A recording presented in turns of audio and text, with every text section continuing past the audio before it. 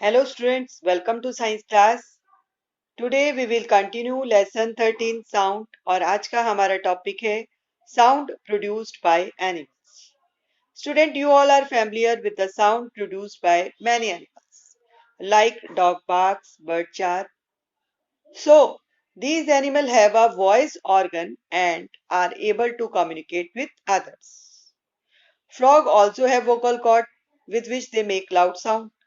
यानी कि इन सभी के पास क्या है? वॉइस ऑर्गन है जिससे ये एबल होते हैं टू कम्युनिकेट विद अदर्स। लेकिन कुछ एनिमल्स स्टूडेंट ऐसे भी होते हैं जिनके पास वॉइस ऑर्गन नहीं होता और वो अपने बॉडी पार्ट्स के थ्रू साउंड प्रोड्यूस करते हैं। जैसे स्नेक्स अपने माउथ के थ्रू करता है, ग्रास हॉपर है वो अपना विंग्स के थ्रू करता है। यानी कि कुछ एनिमल्स के पास वॉइस ऑर्गन नहीं होता तो वो अपनी बॉडी पार्ट के थ्रू साउंड प्रोड्यूस करते हैं। स्टूडेंट, ह्यूमंस में क्या होता है? ह्यूमंस में जो साउंड प्रोड्यूस होती है वो होती है वॉइस बॉक्स और लैरिंग्स के through. In humans the sound is produced by the voice box और द लैरिंग्स। आप ये पिक्चर देख सकते हैं, ये क्या है? लैरिंग्स है। ये आप ये देख सकिए, फ्रॉग के पास भी वोकल कॉर्ड है जिसके थ्रू वो इतनी लाउड साउंड प्रोड्यूस करता है, राइट? अब स्टूडेंट, ये वोकल कॉर्ड या ये जो वॉइस बॉक्स है ये कहाँ प्रेजेंट होता है? स्टूडेंट, वॉइस बॉक्स जो होता है, a hard bump in the throat which seems to move when you swallow is known as voice box. Two ligaments होते हैं हमारी वॉइस बॉक्स में जिनको कि हम वोकल कॉर्ड कहते हैं और वो इस तरह से हमारे लैरिंग्स में स्ट्रेच रहते हैं that it leaves a narrow slit between them for the passage of air.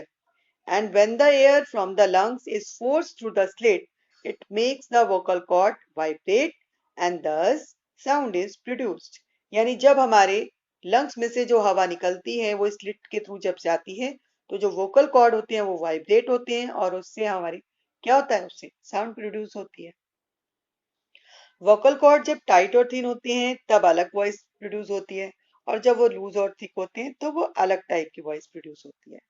ये एक एक्टिविटी है जिसमें जो है आ, एक बॉय ने क्या किया हुआ है, दो रबर के जो है ले रखी स्ट्रिप्स और उनको एक के ऊपर एक प्लेस किया हुआ है। ठीक है, now stretch this piece tightly by holding near mouth. अब क्या किया? Now blow air through the gap between them. आप देख सकते हैं बॉय किस तरह से गैप के बीच में, राइट, ये दो रबर है कि स्ट्रिप है, इनके बीच में आप देख सकते हैं गैप है और उस गैप में ये जो बॉय है ये क्या कर रहा है? ब्लो कर रहा है एयर को। उसी तरीके से इसने गर्ल ने भी क्या किया हुआ है, एक पिक्चर में आप देखिए, पेपर को लिया हुआ है, पेपर को इस तरह से फोल्ड किया है कि उसमें बीच में स्लिट रह जाए और फिर ब्लो किया एयर को। तो क्या ऑब्जर्व करते हैं? Do you hear any sound? As the air blow through the slit the sound is produced. इसी तरह से ह्यूमन वोकल्स प्रोड्यूस करते हैं साउंड, राइट? हमारा जो वोकल कॉर्ड होता है, हमारे लैरिंग्स में वोकल कॉर्ड इसी तरह से वाइब्रेट होते हैं और साउंड प्रोड्यूस होती है। अब आती है नेक्स्ट हमारा topic, sound needs a medium for propagation. यानी कि साउंड को किसी मीडियम की जरूरत होती है। जी हाँ, बिल्कुल। Sound is produced by vibration of vibrating body. To produce vibration we need a material medium. अब ये मटेरियल मीडियम कोई भी हो सकता है, सॉलिड भी हो सकता है, लिक्विड भी हो सकता है और गैस भी हो सकता है। यानी कि साउंड को प्रोड्यूस करने के लिए किसी ना किसी मीडियम की जरूरत होती है।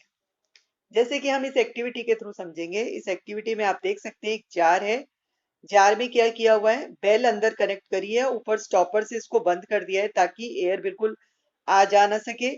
और इसको आप देख सकते हैं वायर्स के साथ, नीचे आपका वैक्यूम पंप है और ऊपर आपके जो है बेल है और इन्हें वायर्स के साथ अटैच करके कनेक्ट किया हुआ है इलेक्ट्रिसिटी से। अब आप क्या करें? पहले बेल को बजाएं। ठीक है, बेल को जब आप बजाएंगे तो आपको बेल, आपको उसकी साउंड सुनाई देगी। इसके बाद आप क्या करें? नेक्स्ट स्टेप आप करें कि वैक्यूम पंप आपको नीचे दिखाई दे रहा है, ये आपका वैक्यूम पंप है, इसको भी आपने कनेक्ट करा हुआ है इलेक्ट्रिसिटी से। अब आप क्या करें? इसको वैक्यूम पंप का जो बटन है उसको ऑन कर दें ताकि इस जार में जितनी भी एयर है वो सारा का सारा जो है वैक्यूम पंप उसको खींच ले। Okay, now switch on the vacuum pump to take out the molecule of air from the jar. What happened to the sound of the bell? As more as air is removed from the jar, the sound gets feebler and finally is heard very faintly. धीरे धीरे जैसे ही हवा इसमें से निकलती जाएगी vacuum pump के through, तो आप देखेंगे कि आवाज जो है वो बहुत ही फेबलर हो जाएगी, बहुत ही कमजोर पड़ जाती है और धीरे धीरे ये आवाज आपको बहुत कम सुनाई देती है. Now switch off the vacuum pump and allow the air to enter the jar. अब आप दोबारा से इसका पंप को ऑफ कर दें और दोबारा से एयर को उसको एंटर कर दें. फिर से आप दोबारा से बेल को बजाएं, आपको बेल सुनाई देगी. तो इससे आपको क्या एक्टिविटी से पता चला? इस एक्टिविटी से हमने ये कंक्लूजन निकाला कि sound requires a material medium for propagation and sound can not propagate through vacuum. Vacuum में साउंड कभी भी आगे नहीं बढ़ती, उसको बढ़ने के लिए, आगे बढ़ने के लिए किसी मटेरियल की जरूरत होती है, चाहे वो मटेरियल मीडियम लिक्विड हो, सॉलिड हो या फिर गैस. अब हमने यहाँ पर कुछ एक्टिविटीज हैं जिनके थ्रू हम ये शो कर रहे हैं कि सॉलिड में जो है और वाटर में किस तरह से साउंड जो है वो प्रोड्यूस होती है. ये देखिए, ये बच्चों ने बनाया हुआ है टेलीफोन, टॉय टेलीफोन बनाया हुआ है, जिसमें आपने देखा भी होगा बच्चे अक्सर बनाते हैं और स्ट्रिंग के थ्रू इसे अटैच किया हुआ है और एक बच्चा जो है इसमें से आवाज निकाल रहा है तो दूसरे उसमें जो है स्ट्रिंग के थ्रू ये साउंड पास होकर दूसरे वाले की ईयर पर पहुंच जाती है. तो इससे हम ये कह सकते हैं कि जो साउंड है वो सॉलिड के थ्रू ट्रेवल करती है. इसी तरह से और भी एक्टिविटीज के थ्रू हम ये जान सकते हैं कि ये किस तरह से अलग अलग मीडियम में प्रोपेगेट करती है. अब हम बात करते हैं speed of sound in different media. Student, जो साउंड वेव्स होती हैं वो हमने अभी पढ़ा कि वैक्यूम में ट्रेवल नहीं करती. It can travel only through material medium, solid, liquid और गैस में. राइट, ये आपका. अब आपने देखा होगा जब भी थंडरस्टॉर्म लाइटनिंग होती है तब आपको क्या होता है, आप लाइटनिंग तो पहले देखते हैं. You here the sound of thunder a little after you see the lighting flash. आपको लाइटनिंग पहले नजर आती है और आवाज आपको बाद में सुनाई देती है. From the above described phenomena we conclude that speed of light is much faster than sound. Light की स्पीड साउंड की स्पीड से बहुत ज्यादा होती है. Speed of sound in air is 330 meter per second, whereas speed of light equal to 3 into 10 की power 8 metre पर second. तो आप देख सकते हैं कि लाइट की स्पीड कितनी ज्यादा होती है कंपैरेटिवली साउंड के. It explains why the light is seen almost at the same instant it is produced. इसीलिए बच्चों, आप हमेशा देखते हैं कि लाइटनिंग आपको जब भी थंडरस्टॉर्म होता है तो आपको क्या दिखाई देता है, लाइटनिंग आपको पहले दिखाई देती है, आवाज आपको बाद में सुनाई देती है, क्योंकि साउंड की स्पीड हमेशा आपकी लाइट की स्पीड से कम रहती है. राइट. अब ये अलग अलग आपको एक टेबल है जिसमें अलग अलग मीडिया में साउंड की स्पीड अलग अलग दिखाई हुई है. राइट. अब स्पीड का फार्मूला आपको मालूम है, डिस्टेंस अपॉन टाइम. तो इसी तरह से अगर हमें स्पीड ऑफ साउंड निकालना है तो हम क्या फॉर्मूला अप्लाई करेंगे student? Distance travel by the sound upon time taken. इसी से हम एक छोटा सा न्यूमेरिकल आपका जो एग्जांपल में दिया हुआ है उसको हम करेंगे. ये देखिए आपको एग्जांपल में क्या है. A cracker is burst at a distance of 600 metre from a person. After how much time will be hear the sound. Speed of sound in air आपको 330 मीटर पर सेकेंड दिया हुआ है, आपको टाइम निकालना है. स्टूडेंट, आपको क्या दिया है, सबसे पहले आप ये देखिए, आपको स्पीड दी है 330 मीटर पर सेकेंड, आपने रख लिया. डिस्टेंस ट्रेवल कितना किया उसने, 600 मीटर. ओके. अब आपका जो फॉर्मूला है speed equal to distance upon time, आप वही फॉर्मूला अप्लाई करें. आपको क्या दिया हुआ है, एयर का स्पीड दिया है, आप स्पीड रख दें 330. इसके बाद आपको डिस्टेंस दिया हुआ है, आप वहां पर डिस्टेंस रख दें. टाइम आपको निकालना है, तो आप क्या करेंगे, टी इक्वल टू क्या हो जाएगा आपका, डिस्टेंस अपॉन स्पीड हो जाएगा. और इस तरह से फॉर्मूले में आप सारी वैल्यूज रखने के बाद टाइम को निकाल लें तो 1.8 मीटर, सॉरी 1.8 सेकेंड आपका टाइम आ जाएगा. इसी तरीके से यही फॉर्मूला अप्लाई करते हुए आप दूसरा, इसमें आपको क्या दिया है, gun was fired 3 kilometre away from a person. 3 kilometre away from a person यानी आपको डिस्टेंस दे रखा है. ठीक है.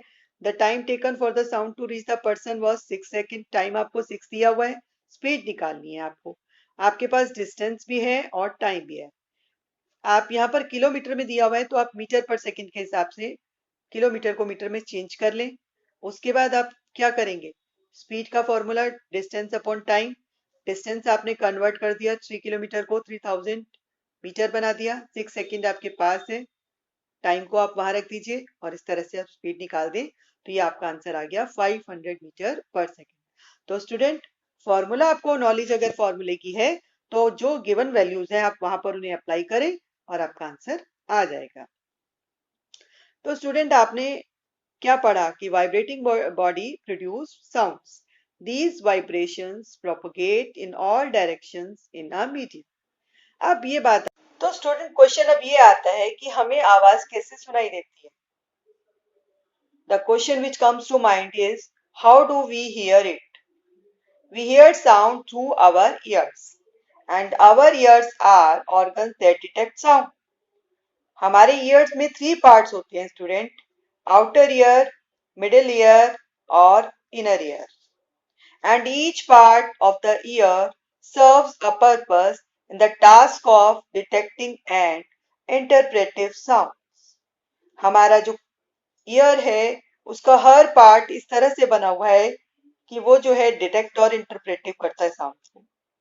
सबसे पहले हम बात कर रहे हैं हमारे आउटर ईयर की बात कर रहे हैं। Outer ear consist of an ear flap, pinna and approximately 2 centimetre long ear canal, ear tube. आप देख सकते हैं ये ऑडिटरी कैनाल है और ये आपका ईयर ड्रम सॉरी पिन्ना है और ये ऑडिटरी कैनाल है। ये क्या है हमारा, ये हमारा आउटर ईयर है, राइट। और shape of pinna is like a funnel. आप देख सकते हैं पिन्ना की शेप आपको दिखाई दे रही है, ये वाली कैसे दिख रही है, बिल्कुल जैसे कोई फनल होती है। और outer ear also channel sound waves reach the ear through the ear canal to the ear drum of the middle year.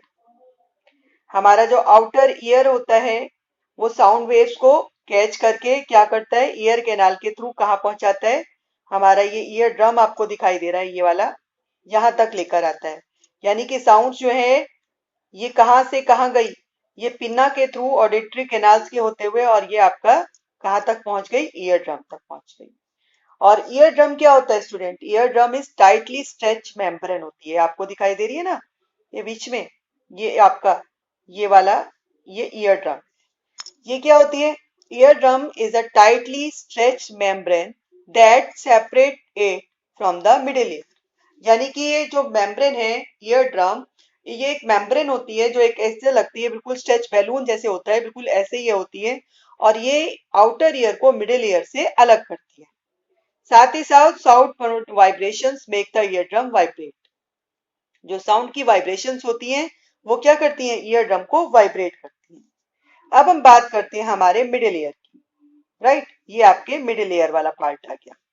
Middle ear is an air filled cavity behind the ear drum. आप देख सकते हैं ear drum के बाद वाला जो है वो है मिडिल ईयर और it consist of 3 tiny interconnected bones, hammer, anvil and stirrup, right. तो ये आपका मिडिल ईयर है जो कहाँ से स्टार्ट हो रहा है, ईयर ड्रम के बाद से हो रहा है।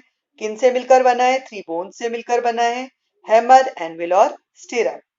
थर्ड आपका आता है इनर ईयर, ये अब आपका आ गया थर्ड वाला इनर ईयर। इनर ईयर क्या है, inner ear is consist of cochlea. ये देखिए कोकेलिया जो आपको गोल गोल दिखाई, राउंड सा दिख रहा है ना, स्पाइरल सा, कोकेलिया है। और साथ में semi circular canals and the auditory nerve, ये आपका, राइट। तो ये आपका इनर ईयर हो गया। तो इनर ईयर किस consist of cochlea, semicircular canal and the auditory nerve. Ear drum क्या करता है, ear drum send vibrations to the auditory nerve in inner ear. जो ईयर ड्रम होता है ये वाइब्रेशंस को कहाँ लेकर जाता है, इनर ईयर की ऑडिटरी नर्व तक पहुंचाता है। और फिर यहाँ पर ये जो ऑडिटरी नर्व्स हैं, ये जो नर्व ब्रेन आपको दिख रही है ना, नर्व्स टू ब्रेन्स, ये जो जा रही हैं, ये क्या करती है, नर्व्स जो होती है takes the signal to the brain. ये जितनी भी नर्व्स होती हैं जो ब्रेन से की तरफ जा रही हैं, ये सिग्नल्स को ब्रेन की तरफ ले जाती हैं and we can then hear the sound, और इसके बाद हमें जो है आवाज सुनाई देती है। तो स्टूडेंट, उम्मीद करते हैं कि आपको ये चैप्टर यहाँ तक अच्छे से समझ आ गया होगा। नेक्स्ट क्लास में हम अपना नेक्स्ट टॉपिक पढ़ेंगे that is characteristics of sound.